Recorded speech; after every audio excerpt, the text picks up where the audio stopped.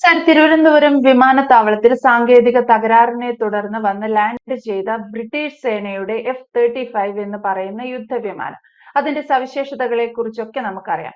എന്റെ ഒരു ചോദ്യം എന്ന് പറയുന്നത്, എന്തുകൊണ്ടാണ് ബ്രിട്ടീഷ് സേന തിരികെ ഈ വിമാനം തിരുവനന്തപുരത്ത് നിന്നും കൊണ്ടുപോകാത്തത്? ആര് പറഞ്ഞു സാങ്കേതിക തകരാറാണ്? ഇത്ര കൃത്യമായിട്ട് പറയുന്നുണ്ട്. ഞാൻ ചോദിച്ചു, സാങ്കേതിക തകരാറാണ് എന്ന് അറിയിപ്പ് കൊടുത്തിരിക്കുന്നു. ആര് കൊടുത്തിരിക്കുന്നു? ഒരുപക്ഷെ ഇന്ത്യ ഗവൺമെന്റ് കൊടുത്തിരിക്കുന്നു, അല്ലെ ഫ്രാൻസ്, ബ്രിട്ടീഷിന്റെ കയ്യിലിരിക്കുന്ന വിമാനം എന്നാണ് പറയുന്നത്. അതായത് F-35B. അപ്പൊ അതിവിടെ വരുന്നു, യാദർച്ഛ്യമായിട്ട് ലാൻഡിങ് ആവശ്യപ്പെടുന്നു, ഇന്ത്യ ഗവൺമെന്റ് ലാൻഡിങ് കൊടുക്കുന്നു.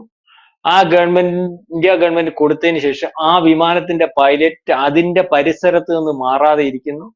അതിനുശേഷം ഒരു ഹെലികോപ്റ്റർ വന്നിട്ട് ഈ പറയുന്നത് പോലെ ആ വിമാനത്തിനകത്തെ പൈലറ്റിനെ ഉൾപ്പെടെ തിരിച്ചു കൊണ്ടുപോയിരിക്കുന്നു എന്നാണ് ഇതുവരെ കിട്ടിയിരിക്കുന്ന വിവരം.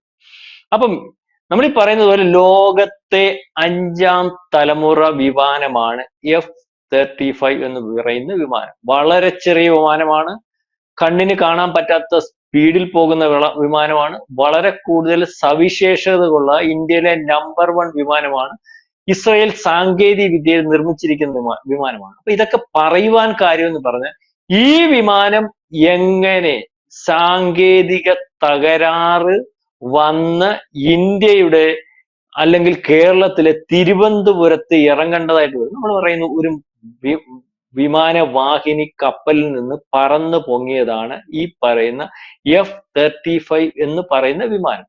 വിമാനവാഹിനി കപ്പൽ നമുക്കറിയാം, അതിനകത്ത് വിമാനങ്ങളെ അല്ലെങ്കിൽ വഹിച്ചുകൊണ്ട് ഒരുപക്ഷെ വിമാനവാഹിനി കപ്പൽ അല്ലെങ്കിൽ യുദ്ധക്കപ്പൽ, ചരക്ക് കപ്പലുകളൊക്കെ അവിടെ യുദ്ധക്കപ്പലുകൾ എങ്ങോട്ടാ പോകുന്നത്? ഇപ്പൊ തന്നെ അമേരിക്കയുടെ യുദ്ധക്കപ്പലുകൾ ഈ പറയുന്ന മിഡിൽ ഈസ്റ്റിലേക്ക് പോകുന്നു എന്ന് പറയും. എന്തിനാ പോകുന്നത്?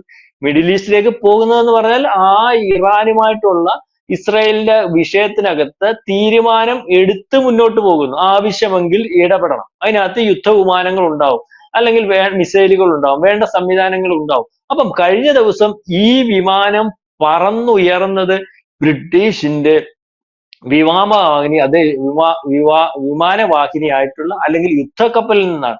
ആ യുദ്ധക്കപ്പൽ എന്ന് പറയുന്നത് HMC പ്രിൻസ് ഓഫ് വൈൽസ് എന്നാണ് അതിന്റെ പേര്. അത് എവിടാ പോകുന്നത്? അതിനെ പറ്റി വല്ലവരും വിദ്യാർത്ഥി അതെങ്ങോട്ട് പോകുന്നു? ഒന്നുകിൽ നമ്മൾ സൈനിക അഭ്യാസത്തിന്, അല്ലെങ്കിൽ ഇത്തരത്തിൽ യുദ്ധക്കപ്പലുകൾ പലയിടത്തും ഇതും നമ്മുടെ ഇന്ത്യൻ മഹാസമുദ്രത്തിൽ നമ്മളിൽ നിന്ന് 100 നോട്ടിക് മൈൽ അകലയിൽ കൂടെ ആ യുദ്ധവിമാനം പോകുന്നു. ഏത് വിമാനം യുദ്ധക്കപ്പൽ പോകുന്നു. ഏത് കപ്പല് പോയാലും നമ്മളുടെ പരിധിയിൽ കയറുമ്പോൾ നമ്മളുടെ അനുവാദം ചോദിക്കണം. നമ്മൾ ചാനലിൽ കൂടി പോകുമ്പോൾ അനുവാദം ചോദിച്ചിട്ടുണ്ട്. പക്ഷെ ഈ വിമാനം എവിടെ പോകുന്നു, എന്തിനു പോകുന്നു എന്നതിനെ പറ്റി യാതൊരു, നമ്മളുമായിട്ട് സൈനികാഭ്യാസം പലപ്പോഴും നടത്താറുണ്ട്, അല്ലെങ്കിൽ പണ്ടൊക്കെ നടത്തിയിട്ടുണ്ട്. അതൊക്കെ നമ്മൾ എക്സ്പ്ലോസ് ചെയ്തിട്ടാണല്ലോ, അങ്ങനെ ഒരു വിവരവും കിട്ടുന്നില്ലല്ലോ. അപ്പൊ ഈ വിമാനം, സാധാരണ ഒരു വിമാനം ഇതുപോലെ കപ്പൽ പോകുമ്പോൾ അതിനകത്ത് യുദ്ധവിമാനങ്ങൾ കാണും. ആ യുദ്ധവിമാനങ്ങൾ അവർ ഉദ്ദേശിക്കുന്ന സ്ഥലത്ത് ചെന്ന് യുദ്ധം ചെയ്യുന്നതിന് വേണ്ടി മാത്രം അവിടുന്ന് പറന്നു പൊങ്ങാറുള്ളൂ. ഇതിനകത്തുനിന്ന് എന്തോ ഈ യാത്രാമധ്യേ F-35 ഒരു വിമാനം മാത്രം പറന്നു പോകുന്നത് തീർച്ചയായിട്ടും സംശയിക്കേണ്ട ഒരു കാര്യമാണല്ലോ. എന്തിനാണത്? അതിനകത്ത് പറയുന്നത് ഇന്ധനം തീർന്നു എന്ന് പറയുന്നത്. നിങ്ങൾക്കറിയാവോ, ഈ സാങ്കേതിക വിദ്യയുടെ കാര്യം പറഞ്ഞുകൊണ്ട് ആദ്യം 2 കാര്യം പറയാം. ഒന്ന്, സാങ്കേതിക വിദ്യ. ഒരിക്കലും ഇതുപോലെയുള്ള ഏറ്റവും മുന്തിയ 700 കോടി രൂപ വിമാനത്തിന്റെ വില. ഈ വിമാനത്തിനകത്ത് സാങ്കേതിക തകരാറ് വരത്തില്ല. സാങ്കേതിക തകരാറ് ഉണ്ടോ എന്ന് അങ്ങേയറ്റം പരിശോധിച്ചതിന് ശേഷമേ വിമാനം ഈ പറയുന്ന പോലെ പറക്കാൻ സജ്ജമായിട്ടിരിക്കുന്നത്. രണ്ടാമത്, യുദ്ധവിമാനത്തിൽ എവിടെ നിന്നാണ് ഈ പറയുന്ന പോലെ ഇന്ധനക്കുറവ് വരുന്നത്? അല്ലെങ്കിൽ ഇന്ധന കുറവ് വന്നു അതുകൊണ്ട്. അപ്പം അവർ പറക്കാൻ ഉദ്ദേശിച്ചതിനെക്കാട്ടി കൂടുതൽ എന്തോ പറന്നു. അല്ലെങ്കിൽ പ്രകൃതി ദുരന്തങ്ങൾ, ഏത് സൈഡിൽ നിന്ന് ഇങ്ങനെ പൊങ്ങാൻ പറ്റുന്ന, നേരെ മേപ്പോട്ട് പൊങ്ങാൻ പറ്റുന്ന, ഏത് പ്രതലത്തിൽ കൂടി പറക്കാൻ പറ്റുന്ന, ഏത് കാലാവസ്ഥയിലും സഞ്ചരിക്കാൻ പറ്റുന്ന എന്ന് പറയുന്ന വിമാനം എങ്ങനെയാണ് പ്രകൃതിയുടെ മോശം കാലാവസ്ഥയ്ക്ക് വഴങ്ങി വീണ്ടും കപ്പലിൽ വട്ടമിട്ട് പറന്നിട്ട് ഇറങ്ങാൻ പറ്റാതെ വന്ന് തിരുവനന്തപുരത്ത് ഇറങ്ങിയത് എന്നുള്ളതിനെ പറ്റി ആലോചിക്കേണ്ട പല ദുരൂഹതകളുണ്ട്. അതുപോലെ തന്നെ വേറൊരു കാര്യം ഇപ്പൊ വിളി വരുന്നുണ്ട്. മുകളിൽ അനുവാദം ചോദിച്ച വിമാനം അല്ല ഇന്ത്യയിൽ ഇറങ്ങിയിരിക്കുന്നത്. മുകളിൽ അനുവാദം ചോദിച്ച വിമാനം ഈ പറഞ്ഞ പോലെ അമേരിക്കൻ കമ്പനിയുടെ വിമാനമാണ്. തിരിച്ചാണെങ്കിൽ തെറ്റ്. ഇവിടെ ഇറങ്ങിയത് ബ്രിട്ടീഷ് കമ്പനിയുടെ വിമാനം. അനുവാദം ചോദിച്ച വിമാനം അമേരിക്കയുടെ F-35, ഇവിടെ ഇറങ്ങിയിരിക്കുന്ന വിമാനം ബ്രിട്ടീഷ് F-35. അതുകൊണ്ട് അവിടെ ഹോൾഡ് ചെയ്തേക്കുന്നു. ഇനി സാങ്കേതിക തകരാറൊന്നും അല്ല, ആണെന്ന് നമുക്ക് വിശ്വസിക്കാൻ പറ്റത്തില്ല. ഒന്നും വ്യക്തത വരുത്തിയിട്ടില്ല. ഇവിടെ ഹോൾഡ് ചെയ്തിരിക്കുകയാണ് നമ്മളെ വിമാനം. അത് തിരിച്ചു വിടണമെങ്കിൽ ഇവിടെ എന്തിന് വന്നു എന്നുള്ളതിനെ പറ്റി അറിയണം. ഇവിടെ നമ്മളീ പറയുന്ന നമുക്കുമായിട്ട് പ്രശ്നങ്ങളൊന്നും ഇല്ലാത്ത രാജ്യമാണ് ബ്രിട്ടൻ. അല്ലെങ്കിൽ യൂറോപ്പ്, ചില കൺട്രീസ്, അമേരിക്ക. പക്ഷെ നമ്മുടെ ഈ കഴിഞ്ഞ സിന്ദൂരിന് ശേഷം ഇവിടുത്തെ പ്രതിരോധ സംവിധാനം എത്രത്തോളം വലിപ്പത്തിലാണെന്ന് പല രാജ്യങ്ങളും ആശങ്കപ്പെടുന്നു. നിങ്ങൾക്കറിയാമോ, ഇത് റഡാർ സംവിധാനത്തിന് പോലും കണ്ടെത്താൻ പറ്റാത്ത വിമാനമാണെന്ന് പറഞ്ഞാണ് ഇപ്പം ലോകത്ത് മൊത്തം, അല്ലെങ്കിൽ അത്തരത്തിലുള്ള വിമാനമാണ് ഏറ്റവും കാണാൻ പറ്റത്തില്ല. ഏത് പ്രതിരോധ സംവിധാനത്തെ അതിജീവിക്കും? ഇന്ത്യയുടെ പ്രതിരോധ സംവിധാനത്തിനെ പറ്റി, ഇന്ത്യ ഉപയോഗിക്കുന്ന പ്രതിരോധ സംവിധാനത്തെ പറ്റി ഇപ്പൊ അമേരിക്കയ്ക്ക് പോലും ആശങ്കയുണ്ട് എന്താണെന്നുള്ളതിനെ പറ്റി. അല്ലെങ്കിൽ അമേരിക്ക പ്രതിരോധ സംവിധാനം ഇസ്രായേൽ ഉൾപ്പെടെ പല രാജ്യങ്ങളും പാളിച്ചകൾ താഡ് സംവിധാനവും അല്ലെങ്കിൽ അവരുടെ സംവിധാനം, അയൺ ബോംബ് സംവിധാനം, അവരുടെ ഫെസിലിറ്റീസും ഒക്കെ ഇപ്പം മറികടന്ന് ഇറാനെ പോലുള്ള രാജ്യത്ത് അവിടെ മിസൈൽ വിട്ടുകൊണ്ടിരിക്കുന്നു. അപ്പം ഈ F-35 ഒരു പക്ഷേ നമ്മുടെ പ്രതിരോധ സംവിധാനത്തിന് മറികടക്കാൻ സാധ്യമാകുന്നതാണോ എന്ന് പരീക്ഷിക്കാൻ വേണ്ടി നമ്മളെ അതിർത്തി കടന്നതാണോ എന്ന് സംശയിക്കേണ്ടിയിരിക്കുന്നു. അതായത് ഇന്ത്യയുടെ പ്രതിരോധ സംവിധാനത്തെ പരീക്ഷിക്കുന്നതിന് ഇതിനകത്ത് അമേരിക്കയുടെ കൈ ഉണ്ടാവാൻ സാധ്യതയുണ്ട്.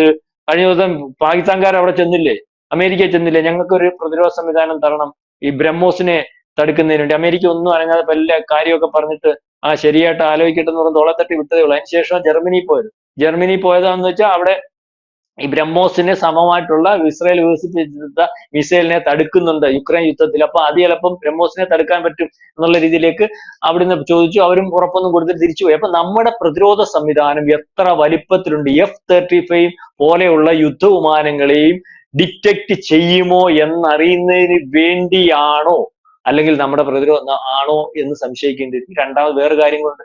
നമ്മുടെ പ്രതിരോധ സംവിധാനം അത്രയ്ക്ക് വലിപ്പത്തിലുള്ളതാണ്. നമ്മൾ ഡിറ്റക്ട് ചെയ്തു. ഈ പറയുന്ന വിമാനം വളരെ കോമ്പാക്റ്റ്, അറിയാമോ? നമുക്ക് ഈ വിമാനമാണെന്നൊന്നും തോന്നത്തില്ല, ഒരു പക്ഷി പറന്നു പോകുന്ന പോലെ തോന്നത്തുള്ളൂ. അപ്പം അവൻ ഈ അതിർത്തിയിൽ കയറിയിട്ട് ഒരുപക്ഷെ അങ്ങ് ഇറങ്ങിപ്പോകാൻ വേണ്ടി നോക്കിയിട്ടുണ്ടാവാം, അല്ലെങ്കിൽ അതിർത്തി ലംഘിച്ചിട്ട് കയറിയിട്ട് ഇറങ്ങിപ്പോ. ആക്രമിക്കാനൊന്നും അത് നമ്മൾ പറയുന്നില്ല. പക്ഷെ നമ്മുടെ അതിർത്തി റഡാർ സംവിധാനത്തെ മറികടക്കാൻ ഒക്കുമോ? നമ്മൾ നേരത്തെ ബ്രഹ്മോസ് പാകിസ്ഥാനി പരീക്ഷിച്ച ഓർമ്മയില്ല, 2022 ബ്രഹ്മോസ് പാകിസ്ഥാനിൽ ഇട്ടിട്ട് നമ്മൾ പറഞ്ഞില്ല അറിയാതെ കയറിപ്പോയതാണ്. എവിടാ, കുറെ നാൾ കഴിഞ്ഞപ്പോഴല്ലേ നമ്മൾ അറിഞ്ഞത്, അറിഞ്ഞുകൊണ്ട് കയറിയതാ, അവന്റെ പ്രതിരോധ സംവിധാനം പരീക്ഷിക്കാൻ കരുതാം. അതുപോലെ തന്നെ ഈ F-35 ഇവിടെ കയറിയത് നമ്മുടെ പ്രതിരോധ സംവിധാനത്തെ, നമ്മുടെ കയ്യിലിരിക്കുന്ന സംവിധാനം എത്രത്തോളം വലിപ്പത്തിലുള്ളതാണ്, അതിനെ മറികടക്കാൻ പറ്റുന്ന വിമാനമാണോ എന്ന് പരീക്ഷിക്കാൻ വേണ്ടി ആണോ എന്ന് ഇപ്പൊ പറയുന്ന യുദ്ധകാര്യ വിദഗ്ധരും അല്ലെങ്കിൽ ഇത്തരത്തിലുള്ള ആൾക്കാരും ആശങ്ക പറഞ്ഞിട്ടുണ്ട്. അതുപോലെ ഇറങ്ങിയ വിമാനവും അനുവാദം ചോദിച്ച വിമാനവും രണ്ടും രണ്ടാണ്. അതെങ്ങനെ സംഭവിച്ചു എന്നുള്ളതിനെ പറ്റി ആശങ്കയുണ്ട്. ഏതായാലും അതുകൊണ്ട് തന്നെയാണ് ഇതിന് സാങ്കേതിക പിഴവും തകരാറും ഒന്നുമില്ല, അത്തരത്തിൽ പ്രശ്നങ്ങളില്ല. അതിനകത്ത് അടുത്ത് നിന്നും മാറാതെ പൈലറ്റ് ഇരുന്നതെന്ന് പറഞ്ഞാൽ ആ വിമാനം പരിശോധനയ്ക്ക് വിധേയമാക്കുന്നതിന് അവർ തയ്യാറല്ല. പരിശോധനയ്ക്ക് വിധേയമാക്കാതെ ഇന്ത്യ തിരിച്ചു കൊടുക്കാൻ തയ്യാറല്ലാത്തത് കൊണ്ടായിരിക്കാം ഒരുപക്ഷെ വിമാനം തിരിച്ചു കയറാത്തത്. അല്ലെങ്കിൽ സാങ്കേതിക തകരാറാവാനുള്ള സാധ്യത F-35 പോലെയുള്ള ഒരു യുദ്ധവിമാനത്തിന്, 5ാം തലമുറ യുദ്ധവിമാനത്തിന് ഇല്ല. ഏതായാലും നമ്മുടെ പ്രതിരോധ സംവിധാനത്തെ പരിശോധിക്കുന്നതിന് വിട്ട F-35 എന്ന് പറയുന്ന 5ാം തലമുറ വിമാനം നമ്മുടെ പ്രതിരോധ സംവിധാനത്തെ അതിജീവിക്കാൻ പ്രാപ്തമല്ല എന്ന് അമേരിക്കയ്ക്ക് വിട്ടെങ്കിൽ മനസ്സിലായി കാണും, ബ്രിട്ടന് മനസ്സിലായി കാണും, യൂറോപ്യൻ കൺട്രീസിന് മനസ്സിലായി കാണും. ഇപ്പൊ വീണ്ടും തല ചൂടായിക്കൊണ്ടിരിക്കുന്ന ഒരു ട്രംപിനെയും അമേരിക്കയും അല്ലെങ്കിൽ യൂറോപ്യൻ കൺട്രീസിനെയും ഒക്കെ ആയിട്ട് നമുക്ക് കാണാൻ സാധിക്കത്തുള്ളൂ. ഏതായാലും ഇതിനകത്തൊരു ദുരൂഹതയുണ്ട്. ആ കപ്പൽ എങ്ങോട്ട് പോകുന്നു അതിനും വ്യക്തതയില്ല, അല്ലെങ്കിൽ അതിനെപ്പറ്റി നമുക്കൊരു വാർത്ത കിട്ടുന്നില്ല. ആ യുദ്ധക്കപ്പൽ പോകണമെങ്കിൽ ഇപ്പൊ ഞാൻ മുമ്പേ പറഞ്ഞ പോലെ അമേരിക്കയിൽ നിന്ന് ഫ്രാൻസിൽ നിന്ന് മറ്റു ഇപ്പൊ ഇവരുടെ ബ്രിട്ടന്റെ യുദ്ധക്കപ്പൽ നീങ്ങിയിട്ടുണ്ടോ, അല്ലെങ്കിൽ ഈ വൈൽസ് എന്ന് പറയുന്ന HMC വൈൽസ് അല്ലെങ്കിൽ അത് അങ്ങോട്ട് പോകുന്നു അതിനെപ്പറ്റിയില്ല. അതിലൂടെ പോയി അനുവാദം ചോദിച്ചു പൊക്കോട്ട്, നമുക്ക് കുഴപ്പമില്ലാത്ത വെക്കും. പക്ഷെ അതിനകത്ത് എന്തിന് അഭ്യാസം ഇല്ലാത്ത സമയത്ത് പറന്നു പൊങ്ങി, അല്ലെങ്കിൽ ഈ പറയുന്ന ലക്ഷ്യത്തിൽ എത്തുന്നതിന് മുമ്പ് യുദ്ധവിമാനം എന്തിന് പറന്നു പൊങ്ങി, നമ്മുടെ അതിർത്തിയിൽ എന്തുകൊണ്ട് കടക്കുന്നു, എന്താണ് യുദ്ധവിമാനത്തിൽ ഇന്ധന കുറവ് വന്നത്? അങ്ങനെയുള്ള സാധ്യതയില്ലല്ലോ.